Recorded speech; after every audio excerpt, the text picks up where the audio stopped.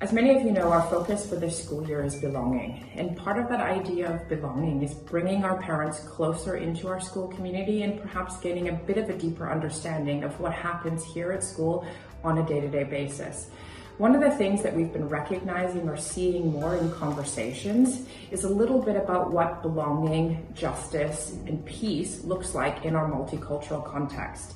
We know that many of you are sitting at home in the evenings and having a conversation with your children, and you hear about an incident on the playground or perhaps something that happened in the bathrooms. And we thought here was an opportunity for us to connect and bring everybody together for a deeper discussion.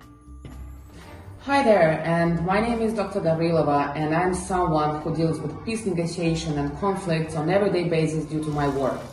And I'm very happy to be part of this conversation and discuss with you what fairness and peace can mean in such an international, multicultural environment as our school.